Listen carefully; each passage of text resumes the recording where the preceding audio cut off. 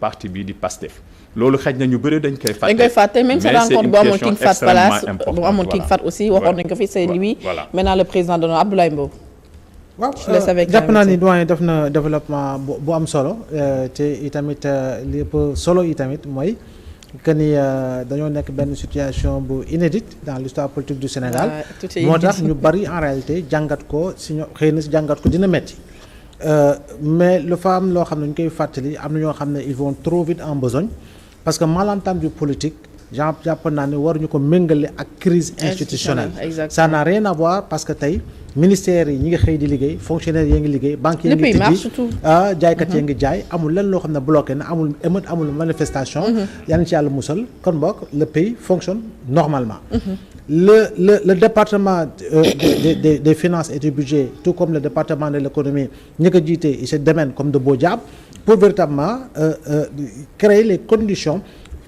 pour que koom-koomu Sénégal gën a jàkk pour que dette bu diis ci Sénégal véritablement ñoom ñu xool nu ñu ciy génnee parce que quand même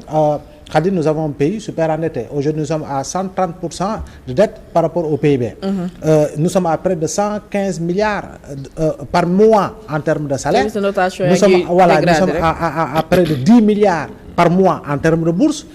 Près de 10 milliards de francs CFA par mois si li nga xam ne moo soxal ñu ngi koy waxatee wàllu à la traité maanaam wàllu pension yi léegi nag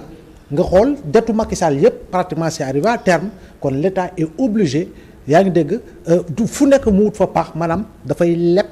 yaa ngi dégg pour fay bor xam nga leb pour fay bor fa la ñu toll kon boog ñuy xalaat crise institutionnelle c'est malentendu politique di fay salaire. Voilà c'est malentendu politique je dis encore une fois par moment c'est comme qui dirait on met le Sénégal en arrière on met les personnes en avant parce que am na ñoo xam ne situation yi mu leen arrangé pour se positionner et c'est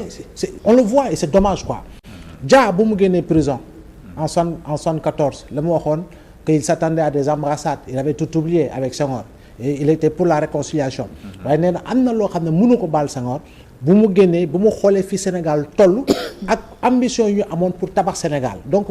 crise bi lu mu retardé le Sénégal kon boog ñaanu yàlla dundaat leneen loo xam ne dafay nekk crise au sommet de l'État.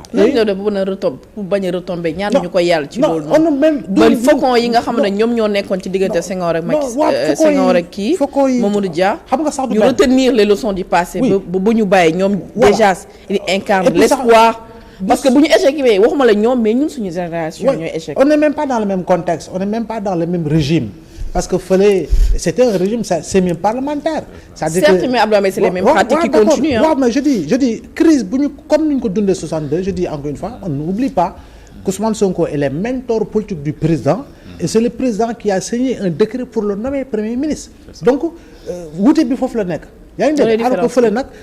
c'était une paire qui dirigeait yaa ngi dégg dafa mel ni président vice-président la woon donc le pouvoir était entre les mains du président du conseil qui était Mamadou Dia donc li xew lépp xam nañ ko donc ñun ñaanuñu loolu am na ñoo xam ne sax dem nañu bay théoriser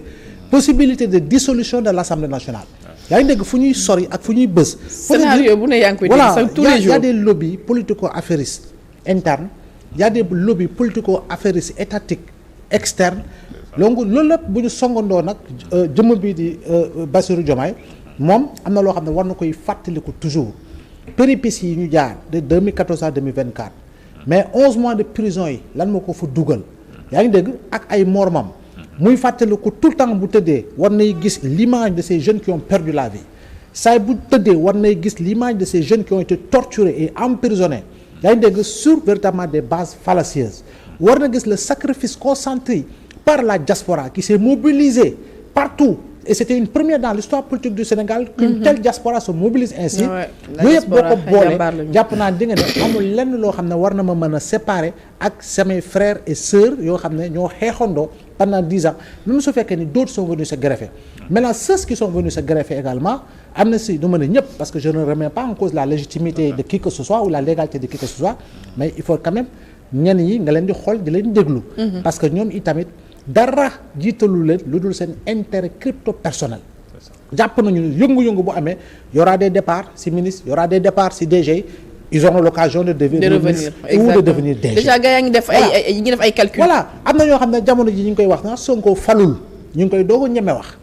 Sonko falul Diomaye ñu ngi koy doog a ñeme wax ñu doon toog ñu ne am na ñu naan la ñoo joxe fiche c'est la première fois qu'ils ont osé élever la voix pour le dire parce que mënuloo nax Sénégalais tu sais aujourd'hui mënoo manipuler sax ta fille tey boo ko waxoon dara day xaar ba nga génn mu rocc nank téléphone am dem dugg xam na fu muy dugg pour vérifier ce que tu as dit ou pas donc le temps de la manipulation gis nga cette forme de politique à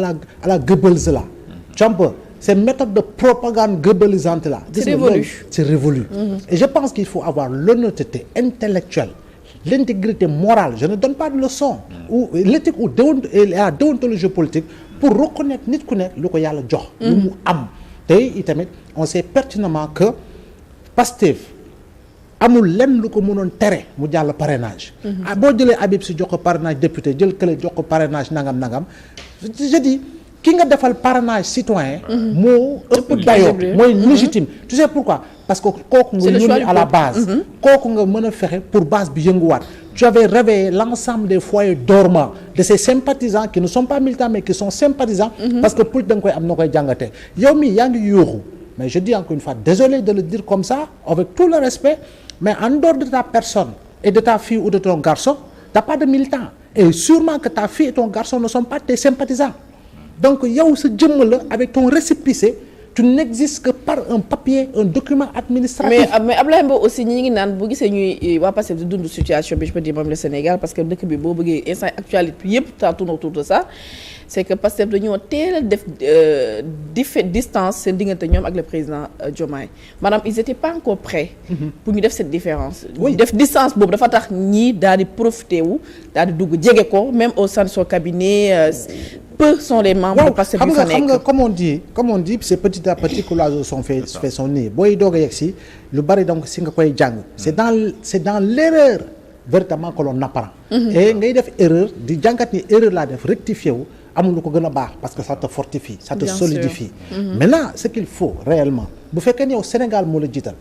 bu fekkee ni yow intérêt wu Sénégal moo la jiital bu fekkee ni yow xëyu ndaw yi moo la soxal bu fekkee ni yow tabax Sénégal goo xam ne industrie ñu ngi dund jóge di dund Matam di dund Louga di dund Kébémer bu fekkee ni yow agriculture bu performante secteur élevage bu performant la bu fekkee ni yow accompagner un secteur privé national fort moo la intéressé bu fekkee ni dëgg-dëgg reddition des comptes principe sacro-saint moo la intéressé bu dee exploitation exhaustive des ressources en hydrocarbures moo la intéressé pour que ñun ñoo jaruñu si je pense que tey jii nii la war la ngay xalaat mooy non comme man dañ ma ne dama see bokk te dama see bokk wala ma boole sama bopp aujourd'hui œuvre de construction de conciliation et de compromis fort si lay liggéey mais doo liggéey œuvre boo xam ne la ngay jéem a créer mooy ay xotteeku ay scission ay xotteeku et je pense que pour man fi ñu toll nii du kii féete fee wala kii féete fële l'intérêt pour le Sénégal en réalité moom nga war a jiital l'intérêt des Sénégalais moom nga war a jiital et pour man yooyu en réalité si suñu dëkk yi lu koy tardeel mu tax pour développement tëñu